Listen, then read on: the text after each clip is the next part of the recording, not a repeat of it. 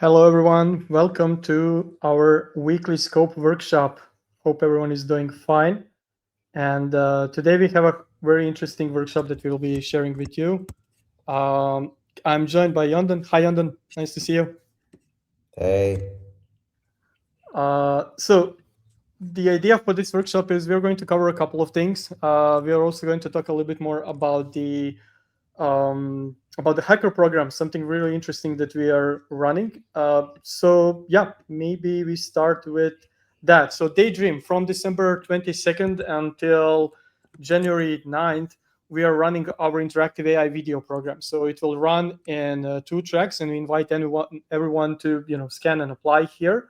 There are two tracks that we're running. One of them is related to Stream Diffusion and Touch Designer, and the other one is related more to scope. So I'll talk a little bit more about the one for scope on this workshop, but you are welcome to join any of those tracks depending on your interest. So the idea is that we'll be having it running for 2 weeks. It is not just a hackathon, it's basically a creative interactive lab where you'll be joined by mentors. One of them is Yondan, actually here on this call. I'll give him a minute to introduce himself a little bit later. And also the same stuff is going to be true for the Stream Diffusion track. We encourage you to join so you can explore different things with scope, start building some experiences with it, maybe expanding it, adding support for different models, or creating some amazing interactive experiences. What is really nice, and people have been asking us about this, is that it is completely remote, so you can do it on your own time. There will be daily office hours, so we will be supporting you pretty much throughout the entire period, every day on Discord. And there are going to be like two larger, more complex, or more comprehensive, I would say, workshops that we will be covering some of the topics and ideas about the scope itself. So you will always be sure that you are being properly taken care of and mentored. So all you need to do is basically figure out what you would like to build and do together with us. And that's pretty much about Daydream Interactive AI video program. As I said, scan this QR code, you'll get way more information about that. And also, I would like to invite you to join our Discord. I know that you're streaming this on YouTube. We are streaming it on Discord as well and other platforms. This entire workshop, as I said, and this workshop itself, but also this entire program, are hosted on Discord mostly. That's where our community is, and we would love to have you there. During this entire workshop, you will have this barcode QR code available at the entire time. So at any point, feel free to join us there, ask your questions, and I'll try to answer them during this presentation. So, Björn, with you being here, I'll leave the stage to you. If you want to go ahead and give us a brief intro of yourself, just for the people to know who you are, what do you do at Discord? Oh, sorry, at Daydream, and what's your relation to Scope, and then we can go. Then we can start. awesome. Yeah, thanks for having me. You can hear me okay, by the way? I think we can Okay, hear you. just double checking. Yeah. So yeah, thanks for the intro. My name is Yondin, and I lead the R&D efforts here over at Daydream. And lately, we have been working on this tool called Scope that we released an alpha version of about 2 months ago, and it is a local first open source tool centered around making it easier to try out real-time interactive AI pipelines. And yeah, that's about it for me. Mhm. I was thinking that maybe it would be a good opportunity if you have it running on your side. So maybe share your screen and just walk us through it, and also to explain to others what scope could be used for. I'll try to get some questions from the community in the meantime, but maybe just to explain how people can get up to speed with scope, how they can run it. I know that they can run it locally, but they can also run it in cloud if they don't have the local GPU infra. Can you walk us through that a little bit? Yeah, so maybe what I can do is I am not at my typical desktop PC today. Mhm. However, I do have a presentation that I gave last night that basically walks through a particular and a set of particular use cases that I Mhm. have been experimenting with and we've been dabbling with.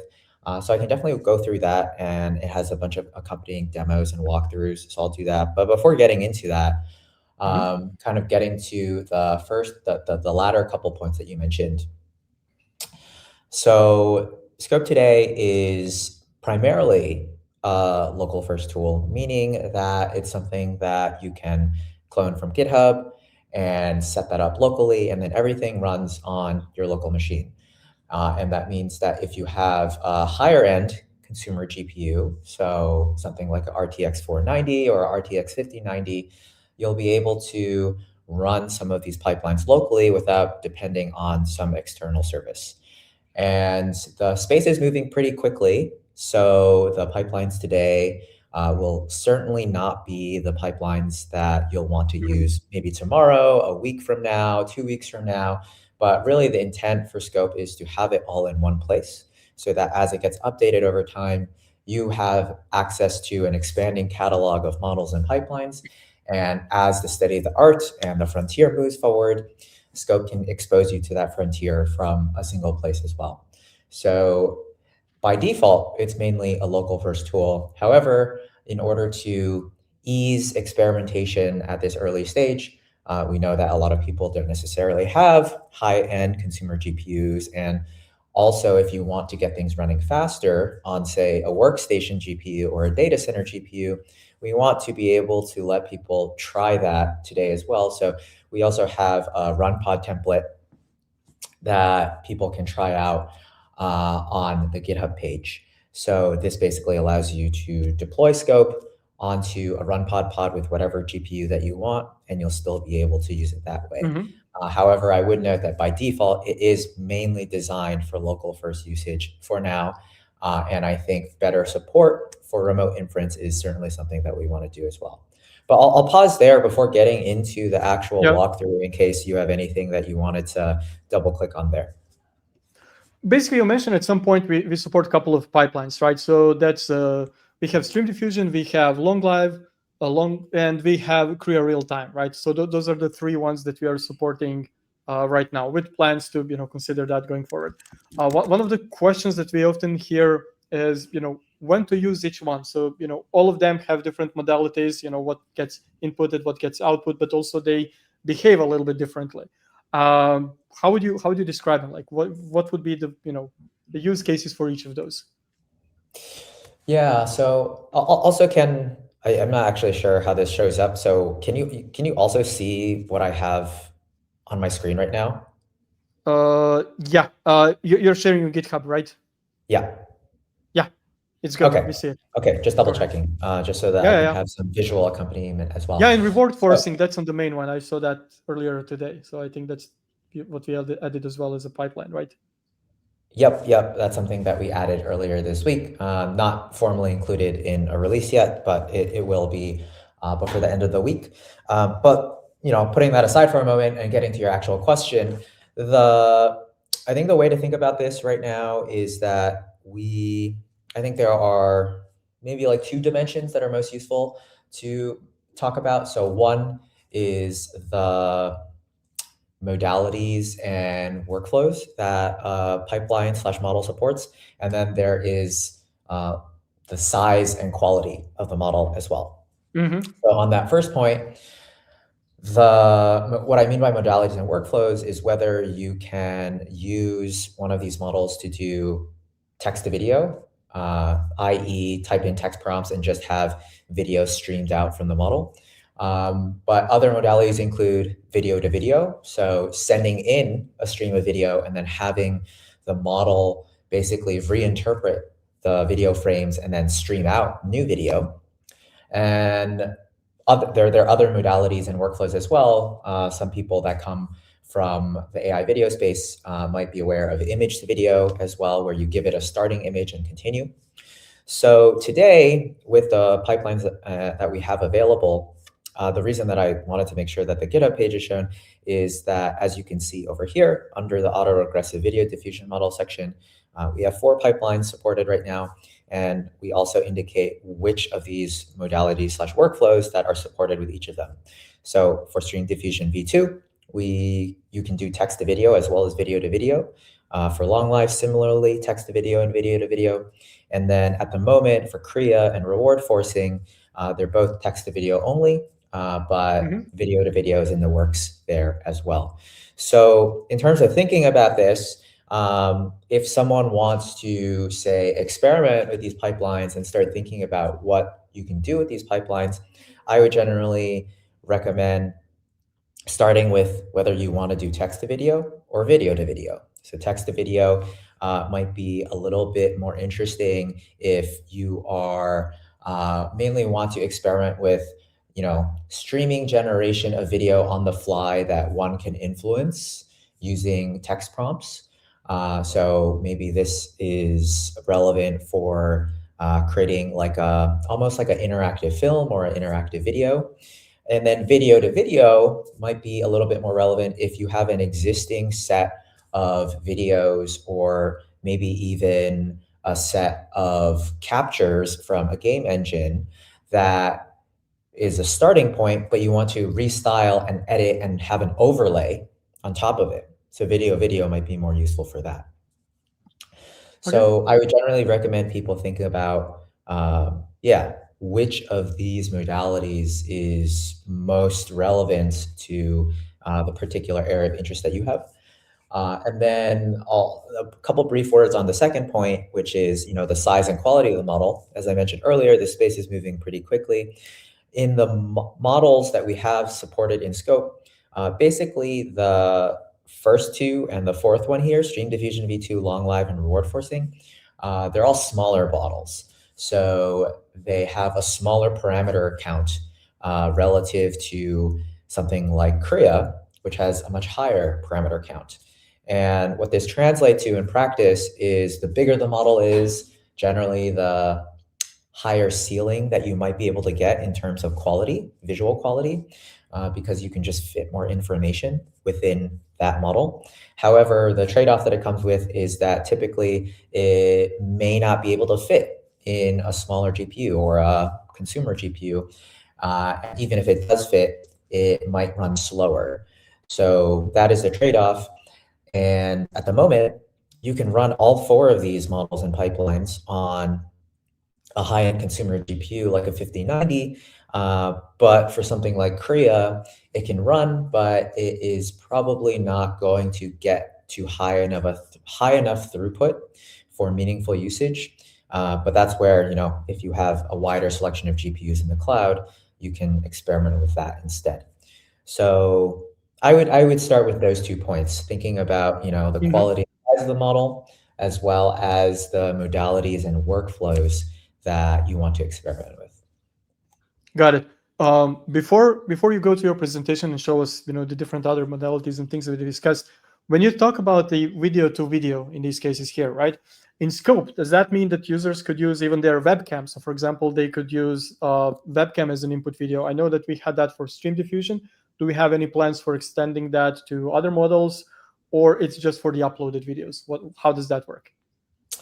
So it works with webcams Mhm. for anything that supports video to video. The pipeline doesn't care about where the video comes from. Got It it. can be any source.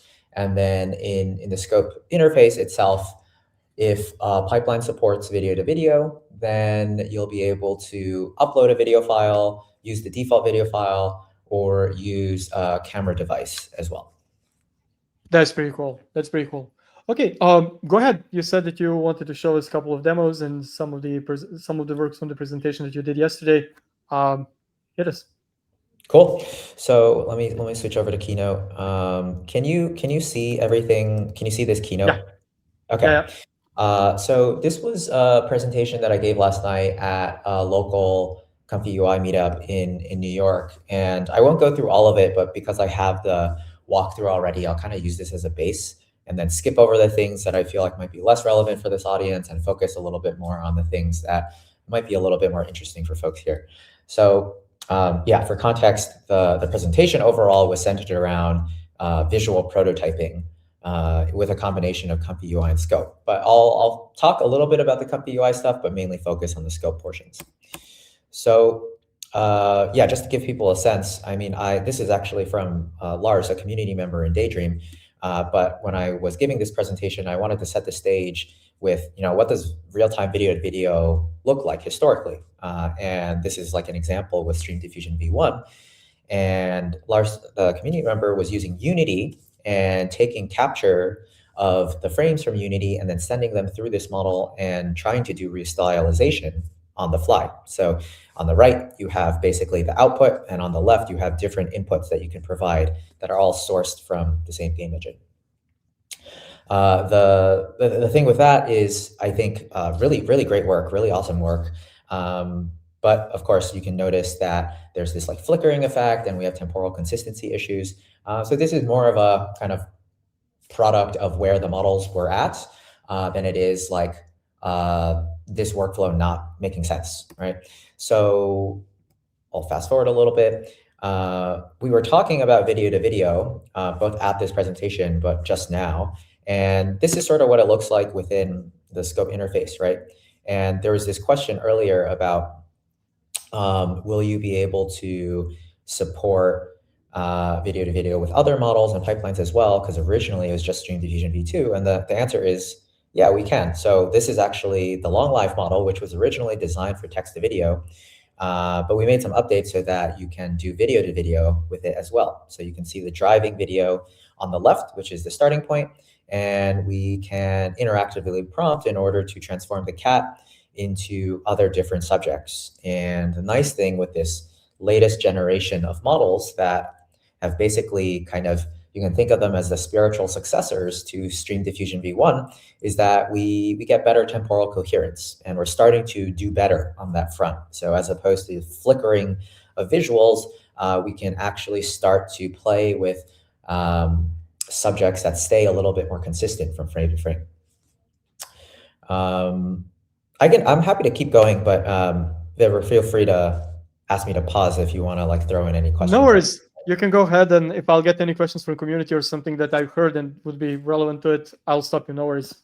This is Cool. awesome. Go ahead. So that's all stuff that people might be already familiar with. And I wanted to ground things around video to video because that brings us to a specific set of experiments that we've been doing recently. And I say experiments because, as you'll notice, the point of this is to kind of show with some improvements, I think we can do some really interesting stuff here. But we need some improvements. So this is really for illustrative purposes for now. So hopefully it gets people's mind going. And I think the experiments that I'll show will kind of demonstrate a combination of things that we've been working on. So I think last workshop, we talked about LoRA support. And that's cool. We can use LoRAs to bring specific new concepts to the model and have that be more consistent, as opposed to rely on trying to cajole the model to do something purely based on text and words. So a follow-up to LoRAs was, okay, we can take a pre-recorded video and upload that to the scope interface and then use a LoRA to, in real time, restyle the pre-recorded video into something else. But what if we want to do something a little bit more involved? What if we want to actually control the background and modify what's happening in the background in addition to the restylization of the character? And the good news is that there's other tools that can help us with this. So something that I'm going to show here is we've been working on the ability to basically use scope in conjunction with other creative tools, where the creative tool can basically generate or create and manipulate video frames in a more traditional manner. And then we can basically stream from that application to scope and then have scope take care of the generative AI portions. So the demo that I have here is in an application called Touch Designer that, if you're in the Daydream community, you might be familiar with. I know a lot of people are active users of Stream Diffusion and Touch Designer. But what I'm showing here is that I have a Touch Designer video output. Whoop. Hold on. Let me scroll back. So I have this is so annoying. Okay, let me see. Here we go. So over here, I have a Touch Designer output in this siphon spout out node. And this is going to be the input. Now this input is going to be streamed over to scope. in this window, and I have that arcane LoRA that I've shown previously. And we're going to basically stream from Touch Designer to Scope, do this restylization, and then bring it back into Touch Designer so we can see everything in one place. So I'll pause here. So you can see that now we have the original video that we have on loop in Touch Designer, and we have the new version that we can basically visualize in real time if we want to try out different styles. This part is just showing how you can change some of the parameters. Whoop. Sorry.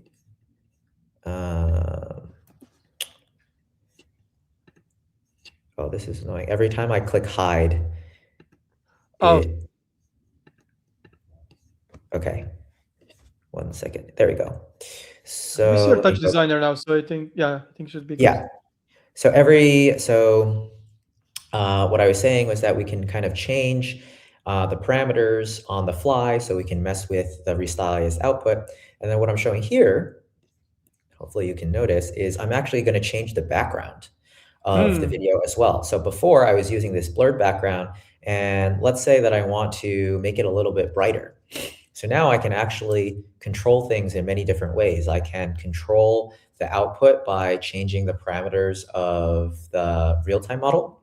But I can also, because I'm using this more traditional tool, basically selectively update the background or selectively update certain parts of the video and then have that change the input that goes into the pipeline so that the pipeline can reinterpret that as well. So you'll notice here that the background of the output got brighter after I did that swap. Got it. For example, just a quick question. Yeah. If someone was to use, for example, nodes in Touch Designer for upscaling or pretty much anything that's available in Touch Designer, this would still work, right? Because this is being handled independently of them, right? Yep, exactly. So you can think of it as Scope will generate the new frames for you. And if you're using Touch Designer, you could use any Touch Designer node or operator in order to manipulate the input video that you send to Scope. But you can also use any node or operator in Touch Designer to manipulate the output video that you get back from Scope as well. So everything It's chains pretty cool. together pretty nicely. That is pretty neat. So yeah, this was one of the demos that was put together recently, and this is enabled by something that we'll include in a release soon, which is support for doing this type of workflow on Windows by being able to share video between these many different applications. And that's using something called Spout for those that are familiar with it. Okay, if I move on. Yeah, just a quick question about Spout. So instead of WebRTC, we're going to be supporting this option now, right? Is that the technical underpinning that enables this, or we did something else? Yeah, that's right. So I think the way to think about it is that when you're using this scope interface over here, there is video being streamed to this browser-based application via WebRTC, which is one protocol. But for this Touch Designer example, because Touch Designer is running locally, and because the Scope server that's bundled with the app is also running locally, instead of sending video data through WebRTC, we can actually use other options because both of those apps are sitting on your computer. And this can actually be much faster in terms of transfer. So the way to think about it is that if you need video to be played in something in the browser, it's probably going to use WebRTC.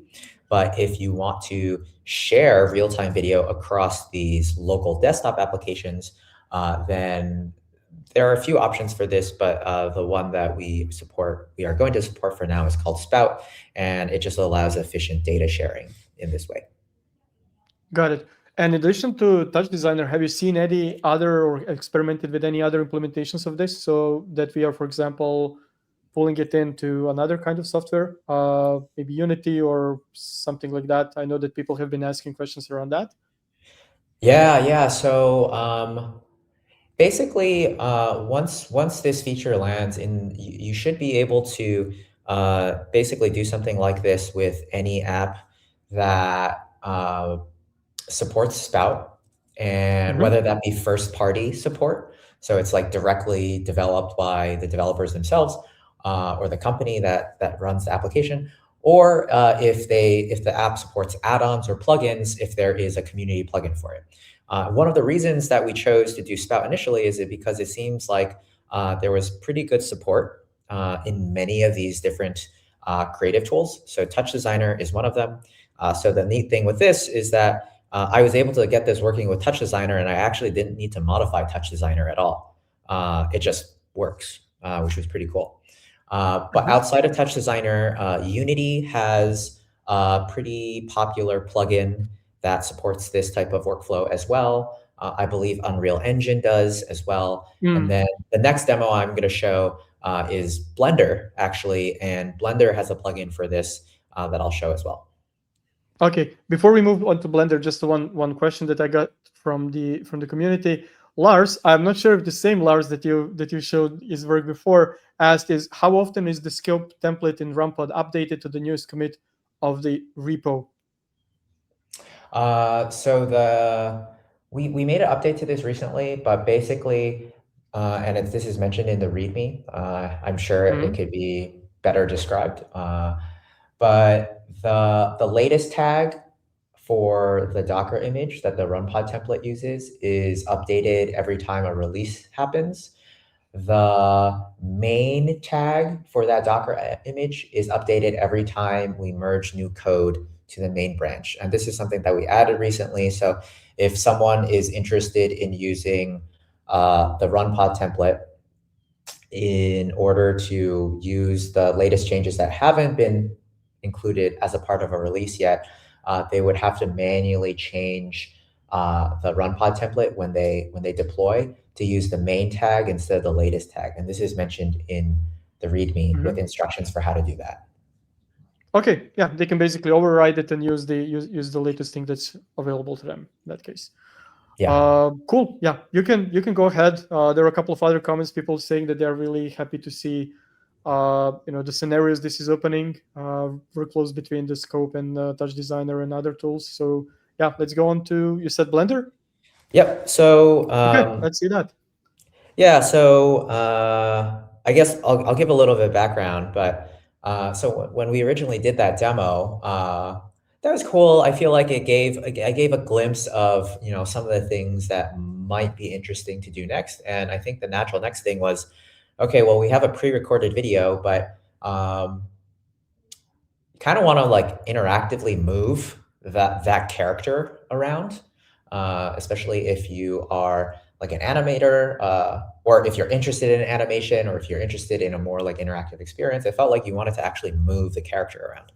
So when I was putting this together, I don't have a background in 3D and animation. So I don't think I was going to be able to create a actual 3D asset and a 3D avatar on my own in like a day.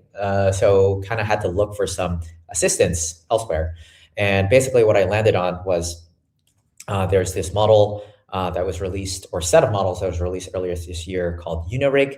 And the basic idea is that it helps you create the skeleton structure of an avatar that can be imported into a tool like Blender or any tool that supports the specific file format. And then once you have that skeleton, then you can move that skeleton around within, in this case, Blender, but another application would work too. So basically, I ended up using Comfy UI, that someone created a custom node for this in order to help me do this. And I'll skip over some of the details here. I'll skip over, this is just me actually generating the skeleton, or the rig, so to speak, in Comfy UI. But I'll move on to the actual Blender part, because what I want to show here is this is Blender now. And I'm going to use that same spout sharing technique in the first part of this video. So on the lower right-hand side, unfortunately I can't zoom, but hopefully you should be able to see that there is this share texture section of the Hmm. control panel. And basically, that section allows me to enable sharing the camera capture in Blender to some other app.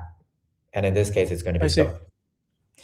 So I have that enabled now. And then we're going to kind of focus in the camera. And now this is basically the mesh, the character mesh and skeleton that was generated for me. And what I'm going to illustrate here is just that you can move it around. It's not perfect, but the point is you can move it around. So you can rotate it because it's a 3D object. Yep. You can move the leg around. And the point is that you can move these joints around, and this is now going to be the input that I'm going to be using next. So let's move on to the next bit. So I now have this capture being shared from Blender to Scope in the same way as Touch Designer. And now I have kind of on the left the character in Blender or the character rig in Blender, and I have this other thing, this output, which is like restyled. This is running at a slightly kind of low FPS on my machine, but you can imagine if the model was faster, this would Hmm. feel a lot better. So I'll This fast is forward long a little. live, right? That's the long live model that you're using for this. That's right. That's right. Yeah. And Hmm. this is running locally. This is all running locally on my RTX 5090. Nice. So I'll fast forward a little bit. So yeah, you can do very simple things like what do I do? You can move its arm around, and then we basically have this restylized character move the arm around too. The kind of final one that I'll show, just bringing LoRa's back into the picture, is that one was using the base model. There's no kind of additional concepts being introduced by a LoRa. And we'll just repeat this with that arcane Jinx LoRa that I showed last week or 2 weeks ago. You're the fan. You're the fan of that one. You keep bringing it on many of these events, so I like it. Yeah, it's like how the panda is now the mascot of Scope. Maybe Yeah. maybe Arcane is just the de facto LoRa mascot. Yeah. So, whoop, sorry. Let me go back here. Let's fast forward. Yeah, so hopefully you caught that. But basically, we have now we have the character rig in Blender, and then we can also prompt in Scope in order to change it to a male character. We can do some things around moving the moving the legs around. I think we can rotate the character, and I'll change the pose for the character over here. And hopefully you get the idea. And just to be clear, this is definitely not perfect right now because I'll show you some like it's kind of more fun to look at the hallucinations. So Okay. Let's do that. like it's sort of like okay, yeah, you see that kind of weird anatomical like breakage Yeah. in the output. So the models, like these smaller models that we have right now that I want to use for demonstration purposes, yeah, they can't handle all of this on its own, right? So it sort of almost had that transition, but as it was moving back, you saw like her leg basically just broke, you know? Yeah. So these are some of the quirks and kinks that need to be worked out on the technology side and on the model side, right? But I wanted to show this because I think the models will only get better, the pipelines will only get better, and I wanted to just even now with what capabilities we have, try this type of workflow out to get a sense of like what are some of the things that we can already start trying, and then with the expectation that model capabilities will give us a boost on the visual quality side over time. So yeah, that's kind of the second of the Hmm. demos that I want to show. So using a similar stack as the first Touch Designer one, the main difference here is that we're driving things with Blender as opposed to Touch Designer. That's cool. So pretty much we are betting on the advancement of models and their capabilities to help us, with a bunch of these creative possibilities. One of the questions that we just got is, are we thinking NDI as well? I am not 100% sure what we mean by NDI here. Do you know in So this concept within this context, what did it mean? yeah, I mean, So NDI, for folks that are not familiar, is I think I mentioned earlier that there's a few ways that you can share data across these apps, Hmm. and Spout was one of them. Yep. NDI is another one, and they have their own different characteristics. I would say Spout is visual only, so it's primarily used to share like visual frames, and it's like the fastest option because it allows you to take advantage of some like nice like sharing of data on the GPU on your machine. But NDI is probably more flexible because you can use it to share video and audio data on the same machine, but to multiple machines on the same network, on a local network as well. We don't have support for that now. Would be interested in supporting it. I think my if folks are interested in this, I would love to just hear like what specific things that they might want to do with NDI specifically, that can help Mhm. inform, how soon we get to it. So yeah, would generally look for kind of like feedback and thoughts on, what you want to use NDI for. But it's totally possible, and it would probably work pretty similarly to how we're going to get Spout to work too. Okay.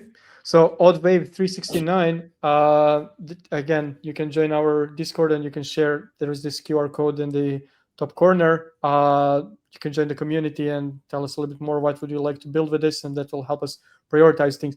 Another question that I got from Lars is overall, what is the average latency between video input to video output on the scope models, given a consumer grade GPU? So probably talking about 4090 or 5090 in this case. From your Latency, experience, like, yeah. yeah. So on a 5090, so latency wise, I think at like a 480p resolution right now for long live, Mhm. which is something that you could reasonably run on that 5090, probably somewhere in the 800 milliseconds to a second range. We haven't Okay. really optimized that much on this front. For Stream Diffusion V2, you can do lower. But I think it really depends on the configuration and parameters. So we haven't done too much work on like exploring all the possible parameterizations and configurations, and would like to do some more benchmarking there, but would also look to kind of like community members to help evaluate and find, like the right settings that would work for them. Just because we're Hmm. also uh, focused on adding new models too, that would outperform the current ones. So yeah, hopefully that should give you a sense, but always possible to do this benchmarking on your own too. Got it. As a follow-up question is like, how easy or hard would it be to set up video input on local machine to scope running in RunPod in the cloud? Mm, in the sense that you are like using the spout stuff that I talked about. I would say so, yeah. Okay. So that's actually something that we are looking into right now. So Hmm. I I think it's definitely technically possible. We just haven't uh, streamlined the process yet, but it is something we're looking to. So basically, the idea of you can do this type of like local sharing workflow into Scope, and then Scope can take care of either running the pipeline locally for you if you have the GPU, but if you want to Hmm. use RunPod or some other cloud-based service, because you don't have a local GPU, then it could run the pipeline remotely for you as well. So we don't support that today, but it is something that we're looking into. Okay, that's cool. A quick question. Now we are inviting people to join our, creative program, hacker program, however you want to call it. Are some of these things that you've shown today or discussed today, or maybe some ideas for improvements, are there in, something that we would encourage people to maybe try doing on their own, while being part of that program? So basically contributing to scope in that way. Or you have some other ideas, maybe just to try to inspire them and maybe suggest some of the ideas to the people, because I know that's from the audience that we have here, some of them have been asking like, what would be the good ideas? So are these good candidates for that, in your opinion? I would say that it kind of depends on like what you're interested in. I see a few categories. I think if uh, I did mention at the beginning, like Scope very much began as a more research centric tool, right? Where we wanted to first just like bring all these pipelines and models into one place so that you could evaluate them, you can try them. So that meant that, like, if you're a researcher or if you are someone interested in kind of building new pipelines, I think there's an opportunity to contribute there if that's what you're interested in. Like you're interested in like real-time interactive generation, and maybe you see a pipeline that you want to use or you think would be interesting to use. That's one way to contribute for sure. That's certainly on the more like nitty gritty technical side of like getting into the Scope Yeah. code base. But that's also why it's open source, right? Like we want to work with people on this. So I'd say if you feel like you fit in that category, just drop in the Discord, start the conversation, and we can certainly just like find, what's the best way to bring your work that you want to see in Scope in as well. So that's, I would say, more geared towards research oriented people that Hmm. have a particular pipeline that they would like to add. We also designed it so that it should be pretty easy to add a new pipeline as well.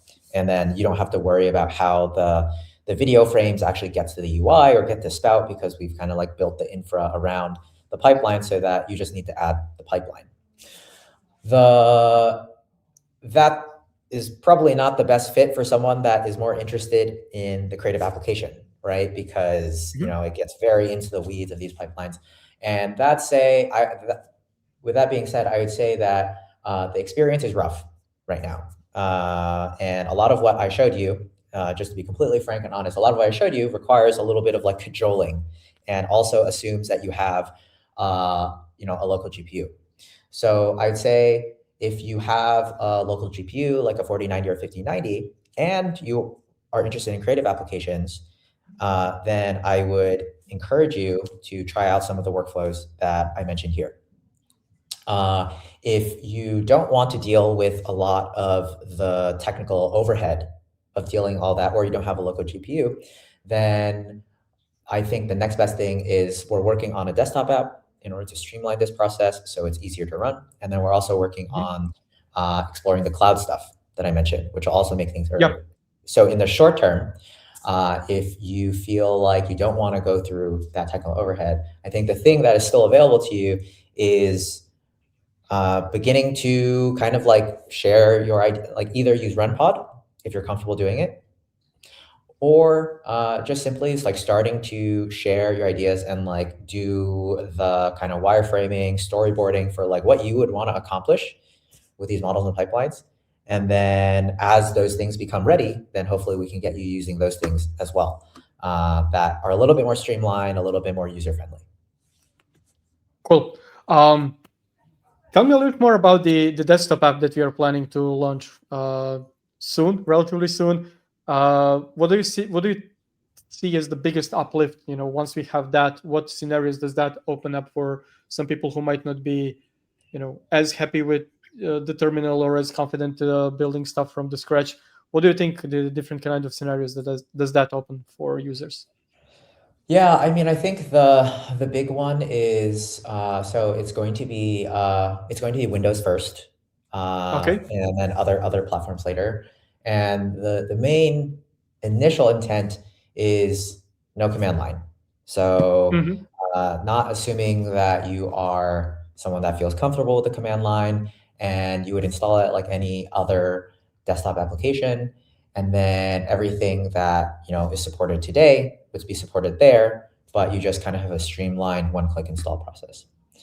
As Gotcha. we add support for Spout, then it'll be easy to kind of get your real-time video from other applications into Scope, similar to like if anyone uses Touch Designer, Blender, Unreal, how they would do the same thing in those applications. So the goal is to have that experience be the same. So Okay. that's like I'd see that as the first step. So it's really easy to install and streamlined, and it feels similar to other creative desktop applications.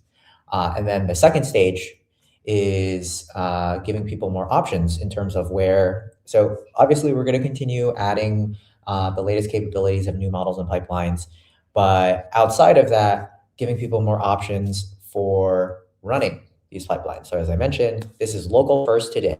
And the reason we did that is because we wanted that to be the starting point and not have people have to deal with a lot of the cloud stuff immediately. But we know cloud can be very convenient, right? And can also offer True. higher throughput on a lot of these models and pipelines.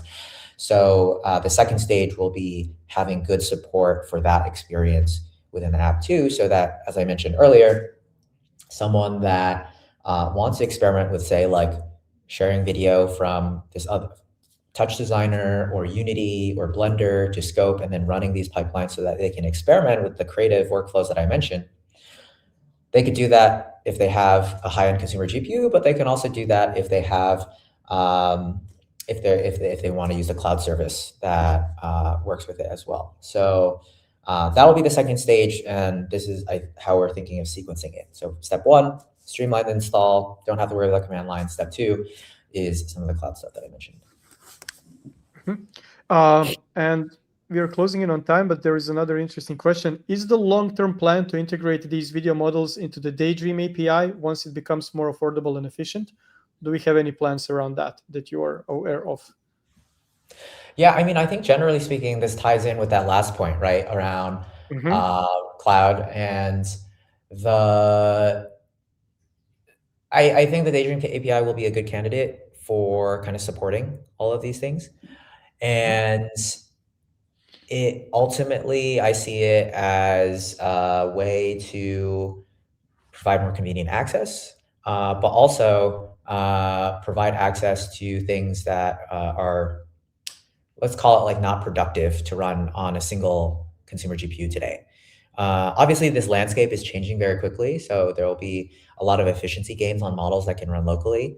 But I think the intent here is, regardless of whether you have a local GPU or not, like, this experience should work for you, and it should work on local if you have it, and if you don't have local, you can kind of upgrade to something that's running remotely, and then have to work out the details of, like, how to support that in the best possible way that's economical. But that is how I see the kind of ideal experience here. Okay. From the crowd yesterday, so you had this presentation in New York, right, at the Comfy meetup. What was the scenario or the use case that got them most excited, like the potential stuff that they will be able to build with scope down the road? Was there something that stood out, something that inspires them and makes them think, oh wow, with the tool like this I could experiment and build it, and it hasn't been possible before? I would say the the most interesting line of conversation was around, I would say, like, like interactive storyboarding and Mm-hmm. like pre-visualization, but B, those two things and how it connects with, say, a downstream process, or for those that are familiar, like basically post-production, right? Yeah, If you yeah. are whether you're a filmmaker or whether you are in the video game industry, and what I mean by that is, what we discussed was like potentially an interesting way to do earlier visualization of some of the concepts and ideas that you want to try. Um, and I think the real-time interactive nature of things could be pretty interesting for that, and kind of change the way that you do that type of process. But then an important part there is that it's actually also linked with uh, having the post-production process actually be productive. So then the question there is, okay, if you're doing some of this real-time visualization stuff, how do you make sure that you can actually keep track of and gather, like, the artifacts that you can then use downstream to fix up and actually make a really high quality thing, assuming that this first pass, this visualization pass, is not going to produce the highest quality thing. So I think there's some interesting conversation there, and there's interest in, like, what that looks like, in addition to having better, like, real-time visualization tools earlier in the process. And some of the things that we discussed there is, the possibility of, what if you're doing this like real time visualization with some of these models as a sort of like real time visual assistant, but we're also making sure that everything is recorded and tracked, right? So it's like the vast majority of what you generate you don't actually want. It's basically serving as a purpose to then finally get to the thing that you do want. And maybe you only really care about 5 seconds of generation over the course of like 30 minutes. But then the ability to basically take that and then maybe like other data that you created during that process about like the structure of that clip, and then pass that to some like downstream post-production process so that that 5 second clip can be used as a reference in order to kind of go forward in the rest of that process. That's not going to be the ultimate thing that you show, but it's like you found the Mhm. ingredient that you actually want to use in order to inform the rest of the process.